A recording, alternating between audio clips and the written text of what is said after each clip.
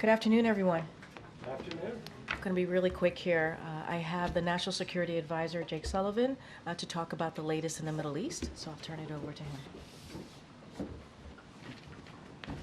Thank you, Karine, and good afternoon, everyone. I'm here to provide a brief report on the Iranian ballistic missile attack against Israel that occurred earlier today. I can take just a few questions because this is an ongoing situation and I need to get back to my desk. Today, Iran launched nearly 200 ballistic missiles towards targets in Israel. The United States military coordinated closely with the Israeli Defense Forces to help defend Israel against this attack. U.S. naval destroyers joined Israeli air defense units in firing interceptors to shoot down inbound missiles. President Biden and Vice President Harris monitored the attack and the response from the White House Situation Room, joined in person and remotely by their national security team. We are still working with the IDF and the authorities in Israel to assess the impact of the attack. But at this time, and I stress at this time, we do not know of any deaths in Israel. We are tracking the reported death of a Palestinian civilian in Jericho in the West Bank. We do not know of any damage to aircraft or strategic military assets in Israel. In short, based on what we know at this point, this attack appears to have been defeated and ineffective. This was first and foremost the result of the professionalism of the IDF, but in no small part because of the skilled work of the U.S. military and meticulous joint planning in anticipation of the attack. We are also aware of reports of a terrorist attack in Jaffa that took the lives of a number of Israeli civilians and wounded several others today. Our condolences go out to the families of the victims and to the family of the Palestinian civilian in Jericho. Obviously, my update here is based on early reports, and we reserve the right to amend and adjust as necessary as we gather more information. The word fog of war was invented for a situation like this. This is a fluid situation. We will consult with the Israelis on next steps in terms of the response and how to deal with what Iran has just done, and we will continue to monitor for further threats and attacks from Iran and its proxies. We are particularly focused on protecting U.S. service members in the region. And with that, I'll take just a few questions. Yeah. Thanks, Jake. Is the administration making any preparations to evacuate U.S. citizens from Lebanon or elsewhere in the region? We have been very clear for some time now that U.S. citizens should avail themselves of commercial means to depart Lebanon, given everything that's going on. We have said that from this podium, from multiple podiums. We continue to say that, but we have not begun triggering a non-combatant emergency evacuation, a NEO, and do not have an intention to do so at this time. If that changes, we'll let you know. But we continue to reinforce the point. American citizens in Lebanon should follow the guidance from the State Department, which is to find civilian commercial means to depart, because in extremis, we may not be able to get them out safely. Yes. Thanks, Jake. What is the U.S. view on whether Israel should retaliate, and what is your concern about this leading to a wider escalation of war in the region? We've had some initial discussions with the Israelis in the aftermath of this at the military level and also at the White House to Prime Minister's office level. We'll continue those conversations in the hours ahead. I'm not going to prejudge or get ahead of anything. We want to have some deep consultations with the Israelis, and I'll have more to report to you after we get the opportunity for deeper discussions. And escalation in the region? Obviously, this is a significant escalation by Iran, a significant event, and it is equally significant that we were able to step up with Israel and create a situation in which no one was killed in this attack in Israel, so far as we know at this time. We are now going to look at what the appropriate next steps are to secure, first and foremost, American interests, and then to promote stability to the maximum extent possible as we go forward. Yeah. Back in April, the president's message to Israel was to take the win when the U.S. and Israel were able to intercept the barrage of Iranian missiles. Is he recommending a similarly limited response this time? I will not, from this podium, share the president's recommendations. He will have the opportunity to share them directly. We're going to have, as I said, ongoing consultations with the Israelis this afternoon, this evening.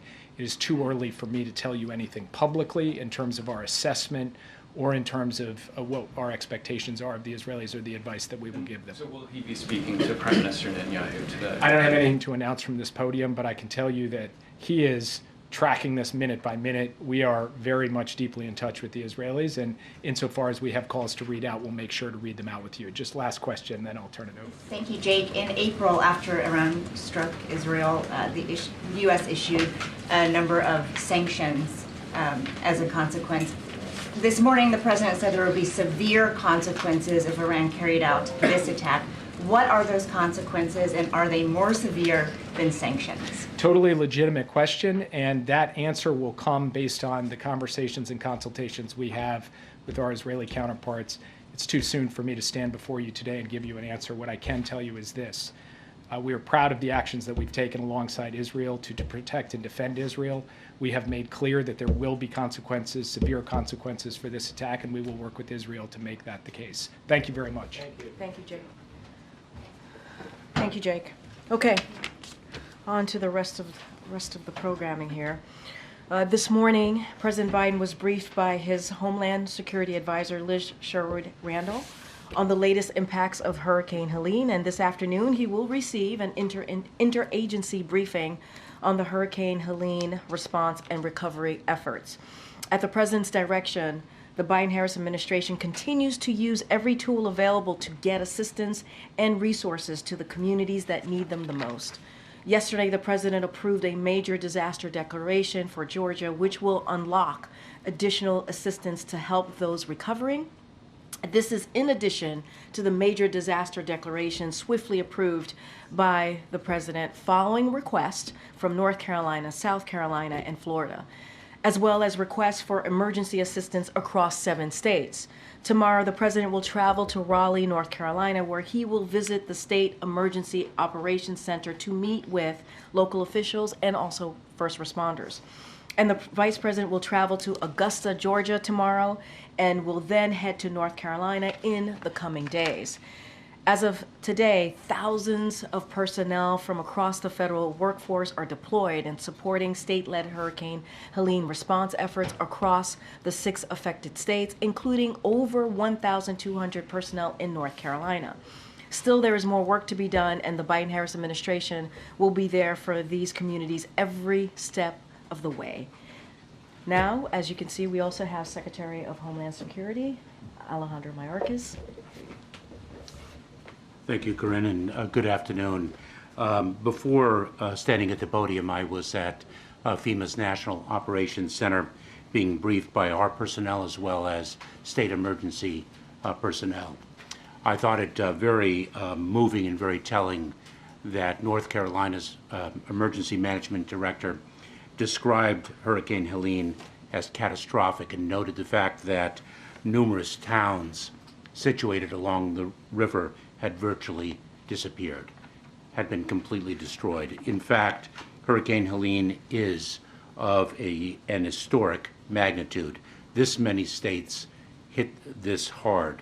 The wind field of the hurricane stretched 350 miles from its center. More than 100 fatalities have been reported, hundreds and hundreds of homes and businesses destroyed. Our hearts break for those who have lost loved ones, and we pray for the swift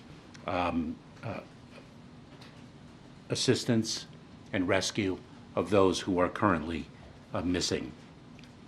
We are in different phases of a post-hurricane environment depending on the state and the location within the state. In some areas, we are still in search and recovery, search and rescue operations. In others, we are, in fact, in the response and recovery phase. I thought I would give you some of the latest statistics based on the briefing that I received. And I should say that these numbers are, as you can all well understand, quite dynamic and fluid. They change minute by minute and hour by hour. But just as devastating as the hurricane has been, the response of federal, state, and local authorities has been extraordinary. We have more than 2,000 federal personnel dedicated to this effort. On the ground, we have more than 1,200 urban search and rescue personnel. FEMA staff deployed, over 1,200. Karine mentioned the major disaster declarations and the emergency declarations previously issued. I should note that in the 6 states most severely impacted, the emergency declarations were issued before the storm hit, and we had thousands of personnel dedicated there. We have delivered more than 2.6 million ready-to-eat meals and more than 1 million liters of water. At its peak, there were 5.1 million customers without power. We have reduced that amount, and not just the federal government in support of the state and local authorities, but working very closely with the power companies and the other utilities. We've reduced that number of customers without power by 3.8 million people. And so the operation is very, very significantly underway. We are working in support of our state and local partners. This is an all-of-government, frankly, all-of-community effort. And with that, I'll take some questions. With regards to how many were unaccounted for, yesterday Liz said about 600 were unaccounted for. Do you have an updated number on that? We do not have an update, but that work is still underway. And I know, for example, within the Department of Homeland Security, the Coast Guard has recently rescued approximately 21 people through their patrols. And there was also discussion yesterday on whether resources may have been better pre-positioned in other parts of the country. There were many assets in the Big Bend region of Florida, some in North Carolina, but should the government have pre-positioned more in the North Carolina area? Well, we actually pre-positioned our personnel, and state and local personnel were pre-positioned in all 6 of the most heavily impacted states. This is an historic hurricane. It reached not only industrial areas, but of course, as we also poignantly see, rural areas as well. Yeah, thanks, Karine. Liz yesterday, focusing on the pre-positioning here before the storm, said that it was focused on the Big Bend region of Florida. So what pre-positioning was taking place there that wasn't taking place in the North Carolina, Western North Carolina area? Remember that the pre-positioning of assets, to include personnel as well as equipment and the like, also depends on the terrain and the access points. And so we pre-position where we think the impacts are going to be greatest. And we have seen the impacts hit mountainous regions that are inaccessible. We now have roads destroyed. There is a significant amount of mud.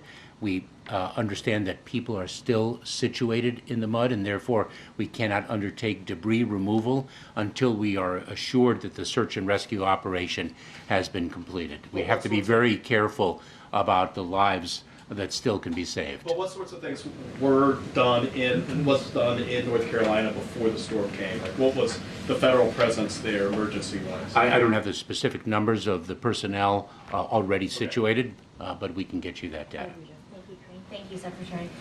Despite all the proactive things that the federal government did and its response, the sentiment, according to my colleagues on the ground from people, is that the federal government is not doing enough to help. Where are they? Where is the help? What is your message to those people? I would say the following, that we are there and we will continue to be there, and we will reach the most difficult to access locations. We are relentless in our efforts to ensure the safety and security of all. And as Karine pointed out, we will be there for the long haul as well. And I must pay tribute to the heroic men and women, not only of the Federal Emergency Management Administration, but throughout the federal government. Building your online business? Go to Wix.com and set up your store on a single integrated platform. Add products, showcase them dynamically, and seamlessly track your inventory. Accept multiple secure payments, and design your storefront down to the very last detail. Get all the tools you need. Drive more sales with in a number of areas, if not impossible. A great deal of infrastructure has been demolished. We are working with the private communications companies as well as the FCC to ensure that we can rebuild communication towers. We have, for example, deployed 50 Starlink satellite systems to help with the reconstruction of that infrastructure. You mentioned that there are roads that have been destroyed. There are places that are so hard hit that it's hard to get to them right now. The president mentioned land bridges yesterday and working with the Defense Department. Can you talk about what the effort is right now to get to some of those hard hit areas and what the timeline is looking like to reach the people that are in need there right now? So this is at the president and vice president's direction, an all-of-government effort.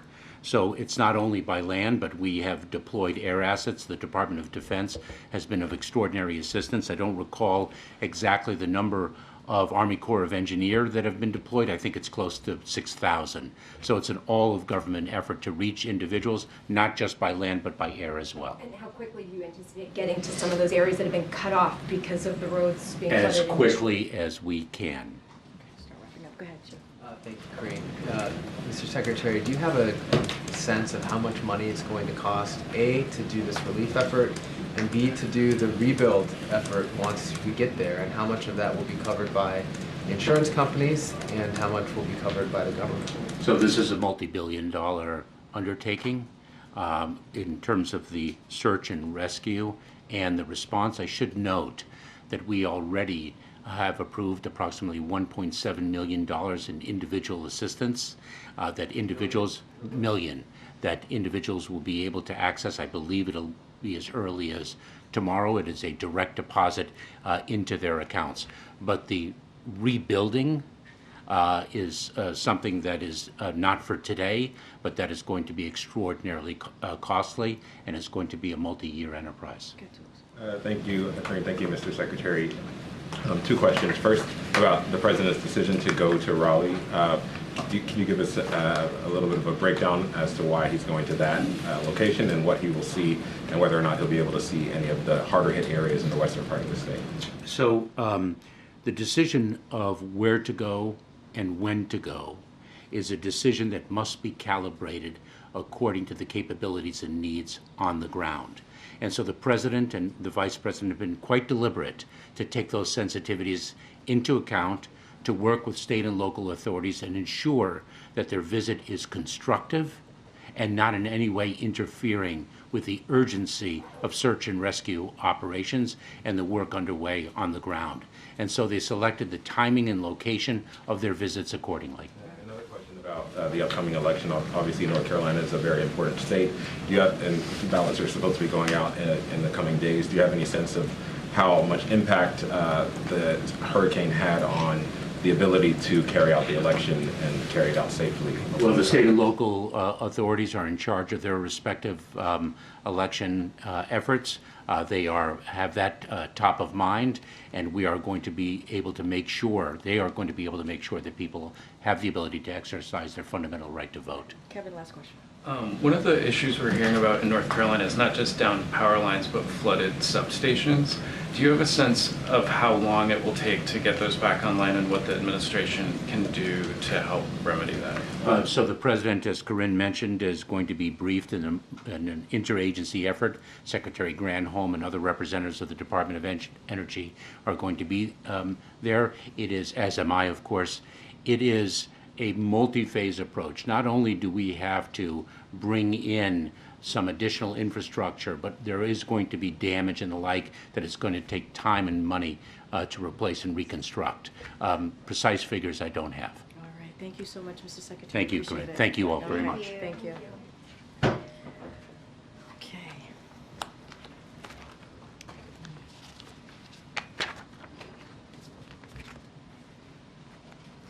I do want to give some stats, some additional stats, so that you all have this. More than 4,500 personnel from across the federal workforce. That's the numbers as of today. FEMA has shipped 7.1 million meals ready to eat, more than 7.5 million liters of water, 150 generators, and over 95,000 tarps. Nearly 1,300 urban search and rescue personnel on the ground.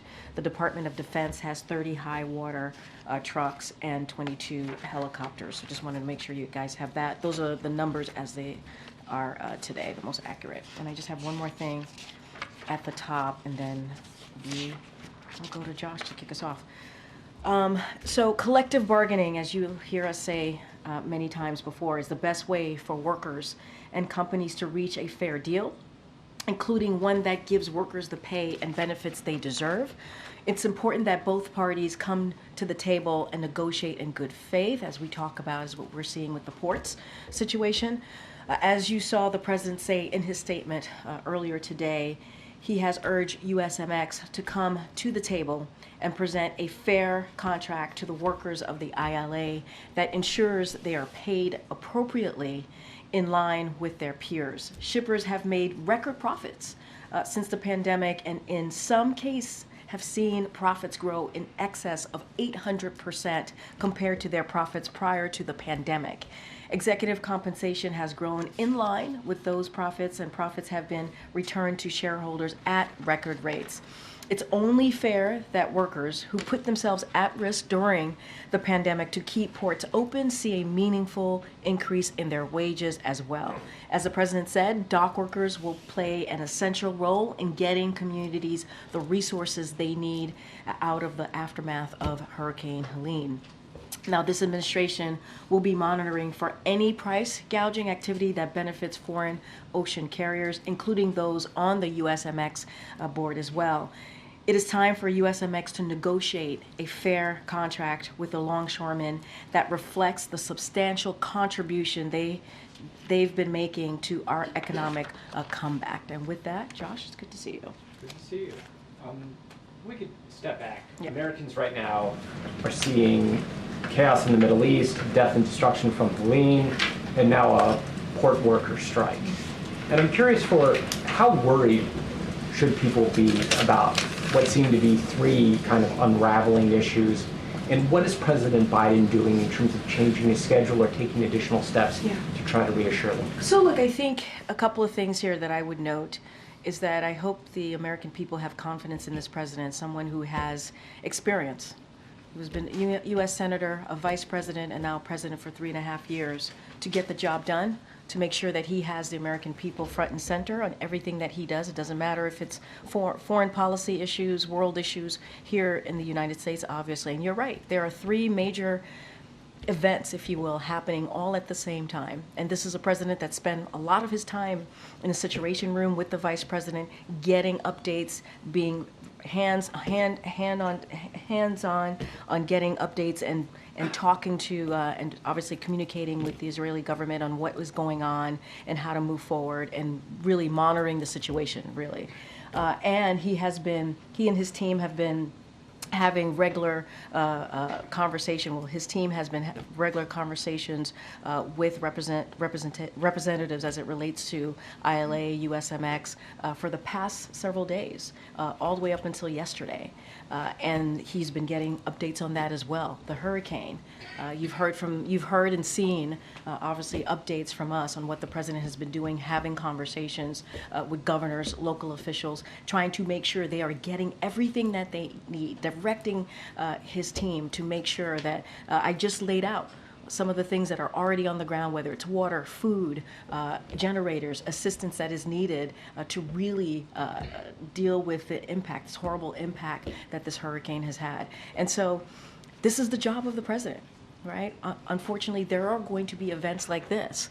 And this is where you see the leadership of a president show up, direct their team, to do everything that they can on behalf of the American people, be that have that world, global leadership, as you see from this president. And so he has been doing that, not just today, not just the last couple of days, but 3.5 years. And I think this should send a message to Americans. It matters. It matters who sits behind that resolute desk. It matters what the leadership looks like. It matters. And you see that almost every day in this administration. Karen. You had mentioned that the Vice President is finalizing a trip potentially to North Carolina later. The President had mentioned he might go to Florida and Georgia later this week. Is there any more you can give on that? I don't have anything more to share on that. Obviously, our big thing is always to make sure that we don't take away from the emergency operations on the ground. We want to make sure it's the right time to go.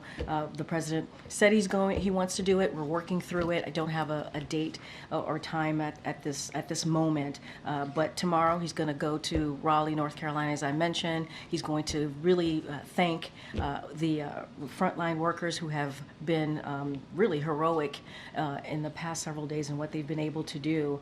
And he's going to also survey the impacted area. So that's what you'll see from the president. We'll certainly have more to share. He does truly want to go to Florida and Georgia to say thank you directly to frontline workers there, meet people, see folks who have been impacted by this horrible storm, a historic storm, I should say. And so we'll certainly have more to share. And just a funding question. Last week when Administrator Criswell was here, she had said that the agency had enough money to conduct life-saving measures for this disaster. Days later now, given the scope of the damage and that large number of people still unaccounted for, the Homeland Security Secretary said that there's still search and rescue operations in many places. Is there still enough money for life-saving measures for this particular disaster? So I would let FEMA speak to that directly. My understanding is I don't think anything has changed from when the FEMA administrator was here just this past Thursday.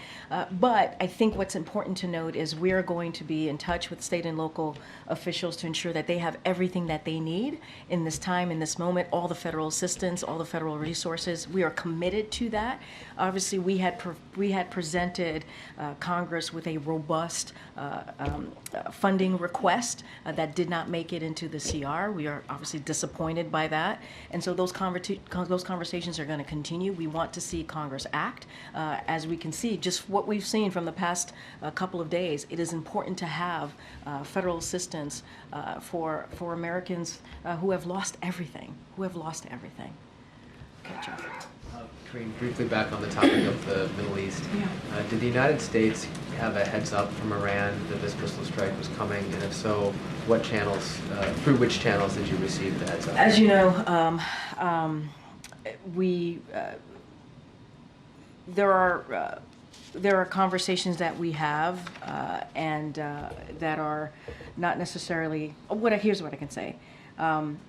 I'm not going to speak to private diplomatic conversation. I'm not going to get into that. What I can say is that what you saw today, what you heard from Jake Sullivan, is that we are going to continue to be there for Israel, to defend Israel. They have the right to defend themselves. What you saw today, what's happening, the developments of what you saw today, and what you heard from the president directing the Department of Defense to make sure that we assist Israel in what we, in the operation that we saw coming from Iran.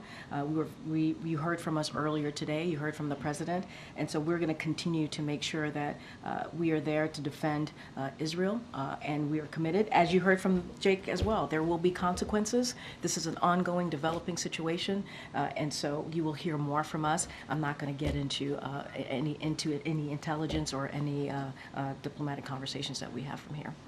Okay, Kevin. When it comes to the dock workers strike, should Americans be prepared for shortages of goods?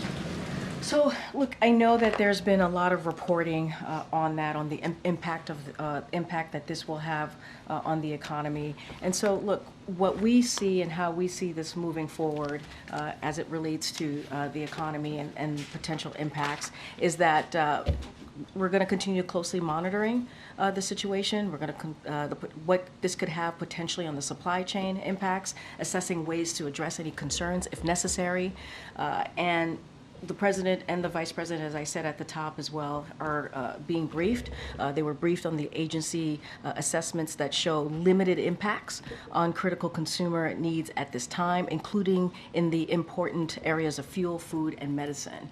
And so the president has directed. Remember, he started the supply chain disruption task force very early on to deal with what we saw related to the pandemic. And so they're going to meet every day. This task force still exists. They're going to meet every day and prepare to address potential disruptions if necessary. And so we are engaged extensively with labor industry, state and local officials, ocean carriers, and rail and truck companies, including multiple meetings with retailers, grocers, manufacturers, and agriculture.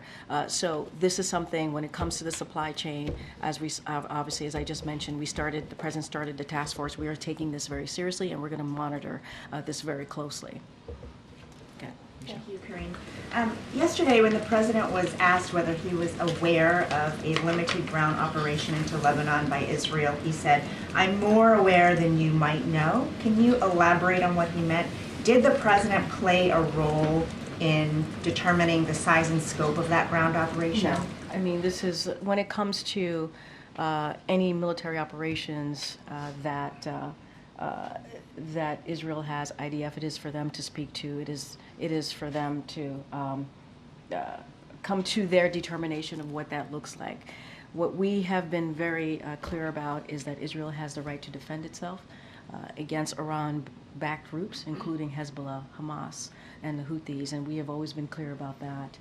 We understand, as I've stated, and I'll give a little bit more today, the Israelis will be conducting limited operations to destroy Hezbollah infrastructure that would be used to threaten Israeli citizens, and this is in line with Israel's right to defend itself and its citizens, and safely return their civilians to their homes. So we support that right to defend themselves against Hezbollah and all of Iran-backed groups, and we've been very consistent about that, and will continue to be so. And then I know there is a lot going on, but will the president sit down and watch the vice presidential debate tonight? Where, with who? As you just stated, there's a lot going on. There's a lot going on. I mean, the question that I got from Josh moments ago is there are multiple events happening all at once, and the president is going to continue certainly to deal with all of these events on behalf of the American people. Look, you heard from the president just a couple days ago. He has complete confidence in Tim Walz. I'm going to be really mindful, because it is a campaign event. I'm just going to leave it there. Is he going to watch? He's going to be very, very busy, continues to be very busy with all of the events happening today, but he has complete confidence in Tim Walz. Thank you. Okay. You spoke about wages earlier. Can you talk about the president's view of the ILA's push to put restrictions on automation? That's a major sticking point in those negotiations. Look, what I will say, I'm not going to go point by point with what they're negotiating. We believe it is important that workers get a fair pay and also benefits. That's what they deserve. I just laid out what the shippers were able to do. Right? They were able to regain their profits. Some of it in excess of 800% since the pandemic. Right? Executive compensation has grown in line with those profits, and profits have been returned to shareholders at record rates. And so, ILA, these workers deserve to get paid what they're worth. They deserve that. They put their lives at risk during, they worked, they had to work during the pandemic to keep ports open. That was not an easy thing to do. They put themselves at risk, and so now they deserve fair wages. Yep. Anything particularly about technology? They're concerned that I hear the question. I'm not going to get into specifics here. What we believe is that they should get their fair wages and benefits, just like their peers, and so we believe that collective bargaining is the way to go. Both sides need to continue to have conversation and do that in obviously in a way that leads to a way that workers get their fair share. Just a question on tomorrow's travel. Why isn't Harris traveling with Biden, since she will be going to North Carolina, as you said, in the coming days? Well, she's going to Georgia, so the president's going to do North Carolina, South Carolina, and she's going to go to Georgia. So I think it was a way to make sure that we cover all fronts, and then she'll go to North Carolina in upcoming days. That's great. So on the port strike, so with the rebuilding of North Carolina, South Carolina, and Georgia, isn't it a bad time to have supplies stuck at 36 ports as of right now? So how long then until the president decides he should step in this strike?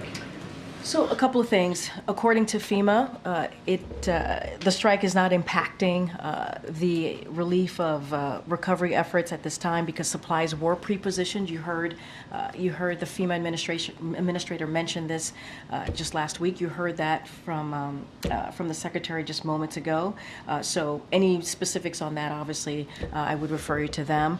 Look, we have a supply chain disruptions task force. They're going to be monitoring the situation. There's a reason why the president put that together, to assess the supply chain, and so they're going to be there to work with any potential disruptions. But In your question to me about when is the president going to be involved, the president's message has been very clear. I just laid that out for one of your colleagues. We've been very clear when it comes to these types of moments here, that labor, when it comes to negotiating, there needs to be collective bargaining is incredibly important. Workers need to get their fair share. They need to get what they deserve, pay benefits, wages. It is important that happens. The president's going to continue to be regularly briefed, and we are urging USMX to come to the table to present a fair proposal to ILA. So Taft-Hartley is off the table indefinitely. I've spoken to this. This is not, we have not used Taft-Hartley, and we're not planning to. One quick one, if I could, on Iran. So Iran, obviously we saw what happened today. They've also have an active plot to assassinate one of the candidates in the U.S. election, which could be seen as a direct election interference. Is there any talk of consequences for Iran in terms of limiting their revenue, going after their oil exports? So look, you heard Jake speak to this on what there will be consequences. You heard Jake say this. This is an ongoing situation. He had to get back to his desk to make sure that he continues to monitor what's happening, occurring, having conversations with his counterparts as well in Israel. But this administration has not lifted a single sanction on Iran. We cannot forget that. Rather, we continue to increase pressure. That's what we have seen.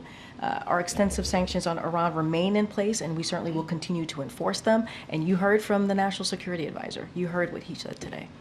But Iran's oil exports have reached record levels now.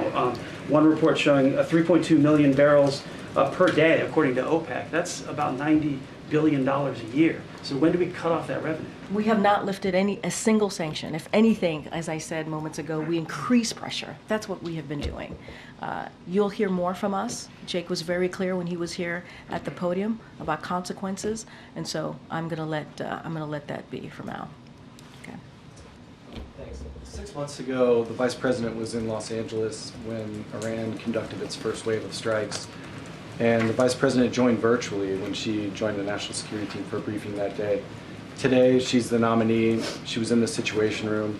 I'm just wondering if you can elaborate at all about what her engagement has been like today and what it will be like in the next 48 hours as Israel plots its response. I mean, you just answered your own question. The Vice President joined the President today in the Situation Room as they were monitoring the situation, as the President was listening to his team and hearing feedback on what was happening on the ground. She was there. She was alongside him in getting that update, and she is many times has been in the room, or as you just said, has called in when it's come to really important, critical national security issues. And so that has been the way that they have worked together in the past 3.5 years, and that's the way it's going to continue as we work through what's next. Does it make any difference, though, participating virtually versus being here in person today? No, I wouldn't say there's a difference. The point is she's in the room. She's side by side with the President. She's getting an update from the National Security Team and others. That is part of his team on these important issues as we talk about foreign policy and what's going on in the world. She's part of it. She's there. She was there for a majority of the time that the President was in the Situation Room today as we were watching what was occurring, and that's going to continue. Okay. Thanks, Karine. The President walked the picket line last year with auto workers in Michigan, which is a swing state. Why not walk the picket line here? So look, I think the message has been really clear. It really has, on what the President wants to see. We've been very clear about making sure that there is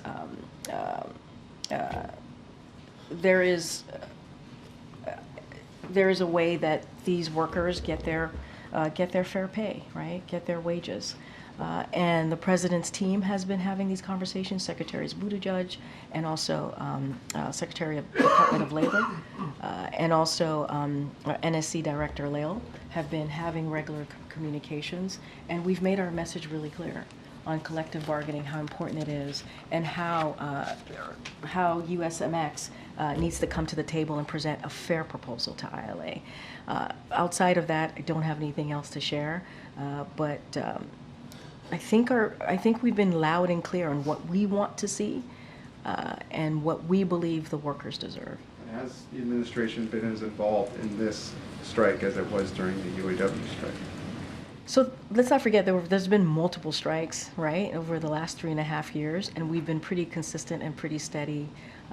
The president has been called the most pro-union president in modern history, if you will. And so we have delivered our message directly to USMX. We have been very, very clear. And also the other senior officials that I listed, it's been very clear. We've delivered those message, and we have been in touch with both parties. And so we're going to continue to do that. And what we want to see is collective bargaining in the best way for the workers, to make sure they get their fair pay, to make sure they get the benefits that they deserve.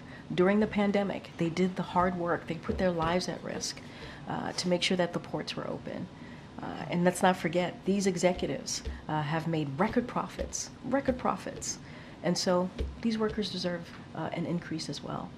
And quickly on the Middle East, if I may, is the U.S., bottom line, is the U.S. urging Israel to measure its response? What I will say is what Jake Sullivan said to you all just moments ago. We're going to continue the conversations. We're going to, there will be consequences. We're going to continue to be there for Israel, help Israel defend itself. That when it comes to Israel's security, that continues to be ironclad. I don't have anything else to share beyond that. Thank you. Just turning back to the strike for a minute, I wanted to get a sense. You had mentioned the president calls himself the most pro-union president. Not just him. Not just him. Yeah, union members. Yeah. But could you expand a little bit on his relationship with Harold Daggett, the head of the union, and also the vice president's relationship with him? So I don't have anything to read out on their relationship or private conversations. What I can say is you have heard me say multiple times his senior officials, White House senior officials, have been in touch with both parties, and we are urging USMX to come to the table with a fair proposal. We cannot say this enough. We believe that these workers deserve a fair pay, they deserve benefits, and that meets the level of their peers.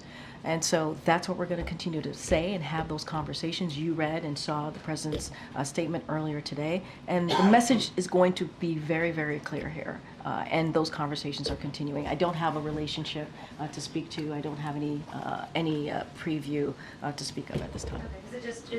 Can you say that they have actually spoken to each other, though? I know. I'm saying I don't have anything to read out. I don't have anything for you at this time. Okay. And then just sort of related to that, you sort of made a very clear point that in the sort of immediate days here, many experts say there isn't an immediate impact that consumers will feel.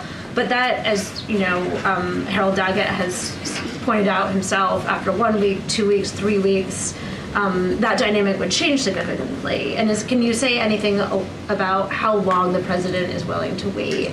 So, look, a couple of things. We're going to closely monitor the situation. You heard me talk about the supply chain task force. I do want to lay out a number of our agencies. They put out assessment that showed limited impact on critical consumers' needs at this time. So on energy, for example, from the Department of Energy, the strike will not have any immediate impact on fuel supplies or prices. On food, from the Department of Agriculture, we should not expect a significant changes to food prices or availability in the near term. On medicine, from the Department of Health and Human Services, immediate impacts across medicines, medical devices, and infant formula for consumers, parents, and caregivers should be limited. But of course, we're going to closely monitor this and any potential supply chain impacts. Look, and we have this task force. This task force came into play, obviously, during the pandemic to deal with this situation that we were dealing with because of a once-in-a-century pandemic. And so they're going to monitor it very closely. And so what we're going to continue to do is be very clear on our message to USMX. They got to come forward with a fair proposal that is fair to the workers. And so that is our message. And they are hearing that from senior officials from the White House. Okay.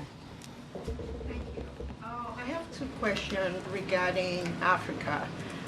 For Angola, President Biden is traveling to Angola, as you mentioned. Could you provide, there are 54 countries on the continent, and as well as other leaders from the administration have traveled over there. What is your message to other African nations, as well as the African Union? I would say that the president traveling to the continent sends a positive message to other nations. I know you're asking me about other countries, but the president's going. No, but the president's going to the continent. I think. Wait, but the president, and you just mentioned too in your question that other officials have gone to other countries in the continent, right? And so, if anything, you have seen our commitment to building on that relationship with those countries in the continent. As it relates to Angola, he's going to have bilateral meetings there. He's going to have multilateral meetings as well to discuss increased collaboration on shared priorities. And let's not forget the PGI, an initiative that this president started. That's going to be Africa's first transcontinental open access rail network. That's going to start there. So I think if you think about it, what the president has done this past 3.5 years, going to Angola, is a connecting factor in this key initiative, the PGI. Right, we're talking about a historic effort in this open access rail network, and so that's going to be a big deal for everyone, every country in the continent. And so, if anything, this shows the president's commitment, and he said he was going to go. He's keeping that commitment, but it's not just that. He wants to make sure that we're advancing cooperation with the continent when it comes to the economy, right? When it comes to technology. And so that's what you're going to see from this president. My other question is, today is Nigeria's Independence Day. Do you guys have any remarks or any statements? I will talk to the National Security Council. I don't have anything to share with you at this time.